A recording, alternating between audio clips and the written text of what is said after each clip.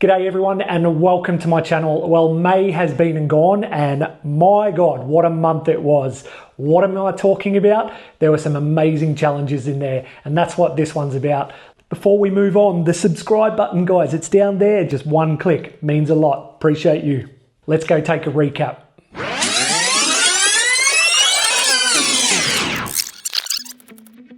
Definitely think you're a bit crazy to be doing it on the day you land after Perth.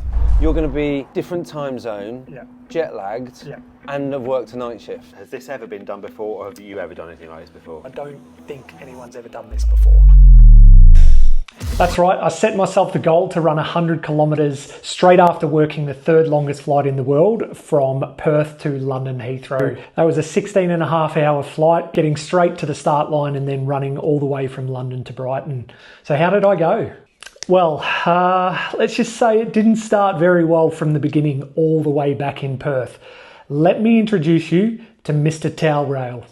While getting ready for work, I hit my head on the towel rail, taking a massive chunk out of my forehead.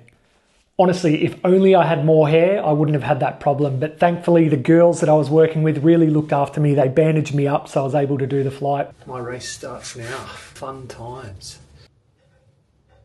All right, ready to rock and roll. So it was time for my amazing team and I to do what we do best, and that is to make sure each and every one of our customers feel absolutely welcome when they set foot on board the aircraft. We settled in for our 16.5-hour journey to London. I said goodbye to Chris, we closed up and on our way. With the first service finished, it was now time for me to get some rest. I needed that sleep before the race. So we had 4 hours each total on the day, and boy did I need that. However, as things don't always go to plan, we had some really ill customers on board that really needed to be looked after. So that was playing on my mind. Thankfully, I had such a great supervisor and such a great team. These girls were really able to look after those customers, making sure that they were okay. 5 a.m, the flight was now done. It was time to switch my mind into race mode. New shoes in hand, I was ready. But first, I had to go up to the base, have a quick shower, then jump in a cab and make my way out to Richmond Park for a 7 a.m. start. It was happening. All right, we got off the flight 16.5 hours later. I'm in the cab with Danny now. Danny's taking me out to Old Deer Park in Richmond. Yeah, feeling okay now, but who knows in 4 or 5 hours how I'll feel. But we'll see how we go. Now, paid Danny, got out of the cab, he left, walked across the road, and all of a sudden I was like, my camera. I had left my camera on the back seat of Danny's cab. Yeah, that wasn't ideal. I was really annoyed at myself. In a way, it was actually quite a blessing in terms of I was able to enjoy the race a lot more. Being at one with where I am, something that I always talk about in trail running, and probably goes a long way to why I was able to finish a lot quicker than last year as well. But here we are getting the obligatory start line photo, and then it was time to go. You're my favourite 7:30 wave today. Here with Rich, both running for Mind. Such a great cause. As we said, he's raised over £1,000, which is amazing.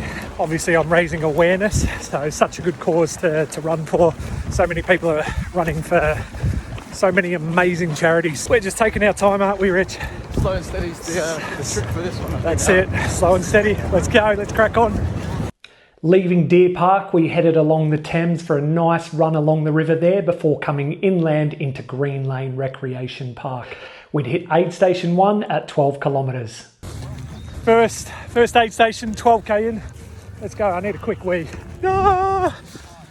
So Rich and I had left aid station 1, we were in and out, we were feeling good, heading towards Oaks Park, which was about the 27 kilometre mark. However, at about the 20 kilometre mark is when we started to see the gradual elevation rises. And what I mean by that, they're those annoying ones that aren't too steep, but they just go on and on forever. Experience comes into play, so it's all about bringing your center of gravity forward and shortening your steps. When you do that, you're keeping your heart rate down. You're not taking big strides to try and get up hills. And before you know it, you'll be up the top of the hill. So at this point, I'd had such an amazing time running with Rich, but it was time for both of us to run our own race. And that's probably one of the biggest piece of advices that I have for people when they complete ultra races is run your own race. Don't run someone else's pace. Now, we were absolutely fine together for that first half, but at some stage it was inevitable that we were going to split up, whether it was he in front of I or I in front of him. That experience came in getting up those hills for me, so I'd powered on.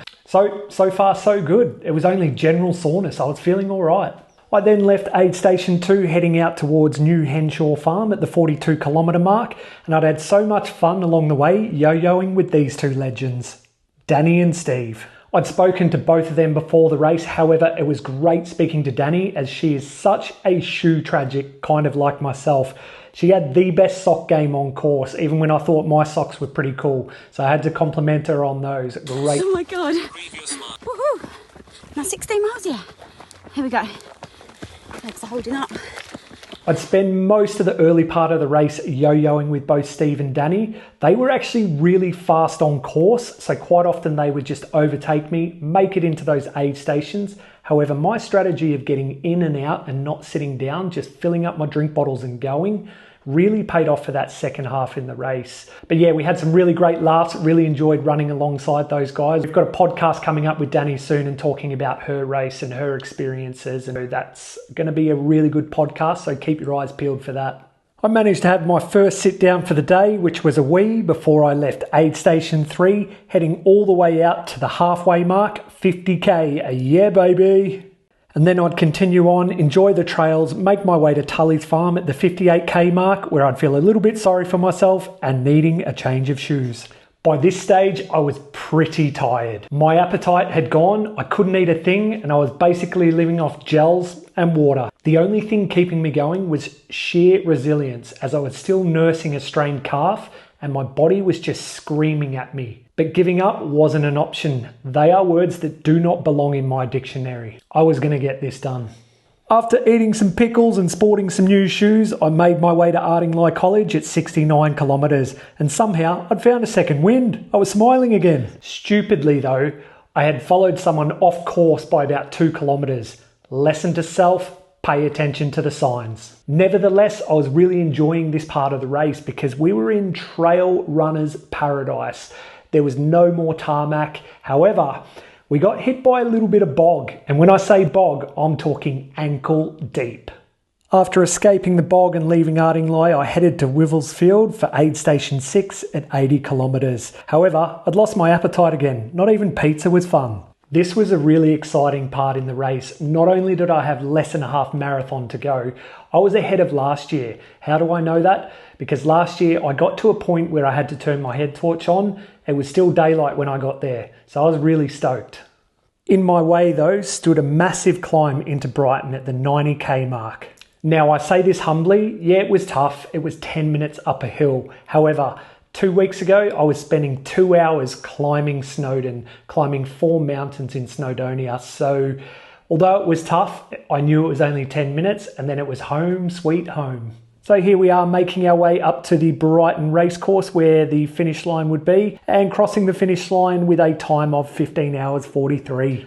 I really enjoyed that last stretch as well. I'd spent 10 to 15 kilometres running with a gentleman called LeRon, and to cross the finish line with him when he saw his family, it was quite an emotional moment for him, and it was a really emotional moment for me as well. After all, I'd achieved something that I never thought I could, having left Perth 2 days before, landing in London and then running 100k. So how did I feel after running 100 kilometres after completing the 3rd longest flight in the world? Well, I was tired. I was pretty emotional. And I actually said out loud, in the words of Forrest Gump, I think I'll go home now. Guys, thank you for watching. It really means a lot to me. Please don't forget to subscribe to my channel. And this whole challenge was to bring awareness to mental health. So continue that conversation. Continue to look after each other.